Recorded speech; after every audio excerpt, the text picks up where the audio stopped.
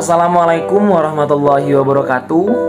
Perkenalkan, nama saya Muhammad Zaki Hanif Fakifli dengan NIM 2201030099, Fakultas Ilmu Sosial dan Ilmu Politik, Prodi Ilmu Komunikasi, Universitas Islam Syekh Yusuf, Tangerang.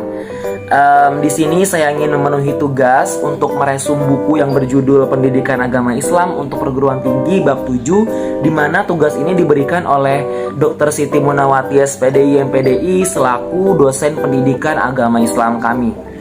Baiklah, di sini saya akan sedikit menjelaskan mengenai buku bab 7 yang akan saya resum mengenai membangun persatuan dalam keberagamaan yang dinamis dan kompleks dalam konteks kehidupan sosial budaya Indonesia yang plural. Indonesia adalah bangsa yang sangat kaya akan budaya, dari Sabang sampai Merauke, yang terhampar ribuan suku, etnis, bahasa, dan budaya yang berbeda. Di setiap wilayah memiliki adat serta mempunyai segudang tradisi yang dimiliki sehingga memberikan warna tersendiri yang dapat mengangkat Indonesia di mata dunia. Hal inilah yang membedakan bangsa Indonesia dari bangsa lainnya. Selain itu, kehadiran berbagai macam agama di Indonesia juga mencerminkan bahwa negara kita sangat kaya akan berbagai macam aliran agama, serta juga aliran kepercayaan yang dianut oleh warganya. Nah, fenomena ini tentu akan mempengaruhi pada aspek sosial dan budaya masyarakat Indonesia dalam kehidupan berbangsa dan bernegara. Akan tetapi, tidak jarang agama sebagai ajaran kebaikan yang mengajak kepada perdamaian malah dijadikan legitimasi untuk memusuhi umat yang lain. Nah, konflik antar umat beragama di negara kita telah menjadi rahasia umum. Ajaran agama oleh sebagian orang dijadikan alat pembenar dalam mempengaruhi pemeluknya untuk melakukan tindakan permusuhan dan pembunuhan terhadap pemeluk agama lain. Kekerasan atas nama agama seringkali muncul sebagai akibat hubungan antar umat beragama yang intoleran atau sengaja diciptakan untuk mendukung kepentingan kelompok-kelompok tertentu. Konflik antar agama lebih banyak disebabkan oleh faktor ekonomi dan politik yang mengakibatkan disintegrasi bangsa. Kenyataan ini sangat bertentangan dengan esensi ajaran agama itu sendiri yang selalu mengajarkan cinta kasih dan perdamaian. Dalam Islam, agama sendiri adalah rahmat bagi semesta alam. Islam sebagai rahmatan lil alamin ini secara normatif dapat dipahami dari ajaran Islam yang berkaitan dengan akidah, ibadah, dan akhlak. Akidah atau keimanan yang dimiliki manusia harus melahirkan tata rabaniyah atau sebuah kehidupan yang sesuai dengan aturan Tuhan, tujuan hidup yang mulia, takwa, tawakal, ikhlas, dan ibadah. Aspek akidah ini harus menumbuhkan sikap emansipasi, mengangkat harkat dan martabat manusia, penyadaran masyarakat yang adil, terbuka, demokratis, harmoni dalam pluralisme.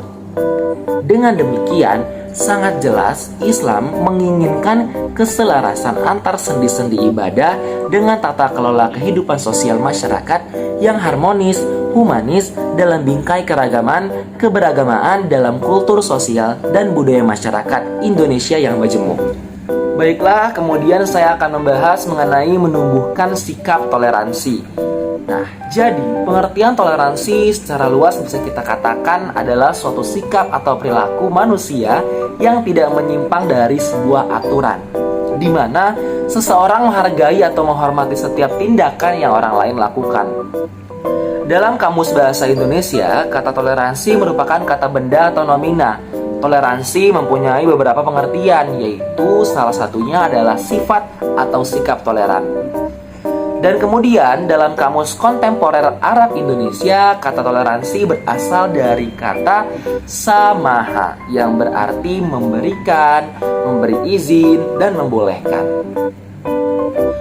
Dari berbagai pengertian di atas yang tadi sudah saya sebutkan, baik yang dikutip dari bahasa Latin, bahasa Indonesia maupun bahasa Arab, dapat disimpulkan bahwa toleransi mempunyai makna yang sangat luas. Toleransi dalam beragama berarti saling menghormati dan berlapang dada terhadap pemeluk agama-agama lain, tidak memaksa mereka untuk mengikuti agama yang kita anut dan tidak mencampuri sesuatu apapun dalam urusan agama masing-masing. Nah, mengapa sikap toleran harus dikedepankan oleh masing-masing pemeluk agama, terutama agama Islam? Secara jelas dikatakan bahwa manusia diciptakan oleh Allah Subhanahu wa taala, bersuku-suku dan berbangsa-bangsa agar saling mengenal di antara sesama. Perbedaan yang ada merupakan suatu kodrat dan sunatullah yang harus selalu dijaga dan dipelihara untuk kemaslahatan bersama.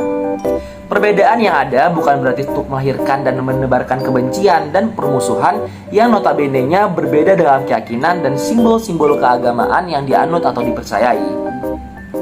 Seperti pernyataan Allah Subhanahu wa taala dalam Al-Qur'an surat Al-Hujurat ayat 13 yang berbunyi, "Hai manusia, sesungguhnya kami menciptakan kamu dari seorang laki-laki dan seorang perempuan dan menjadikan kamu berbangsa-bangsa dan bersuku-suku supaya kamu saling kenal mengenal.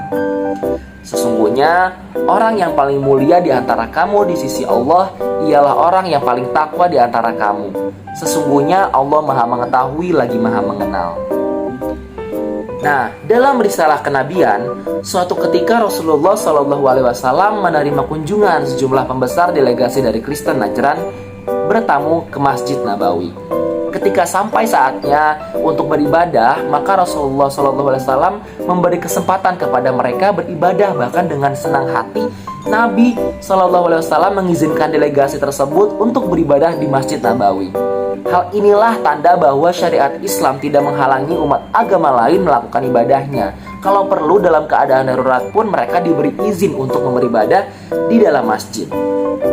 Kisah ini dapat dipahami bahwa Islam sangat menjunjung tinggi toleransi. Namun, toleransi yang dimaksud adalah dalam bidang berinteraksi dan bermuamalah secara baik dengan non-muslim. Toleransi tanpa merayakan perayaan mereka dan ikut campur serta dalam ibadah mereka. Baiklah, berikutnya yang menjadi pembahasan adalah semangat gotong royong. Nah, jika landasan toleransi sudah terbentuk dan tertanam di dalam hati sanubari umat muslim, maka tidak sulit untuk menanamkan sifat-sifat lainnya dalam mewujudkan kebaikan dan sikap tolong-menolong demi kemajuan dan persatuan bangsa. Nah, salah satunya adalah semangat gotong royong yang menjadi ciri khas masyarakat Indonesia.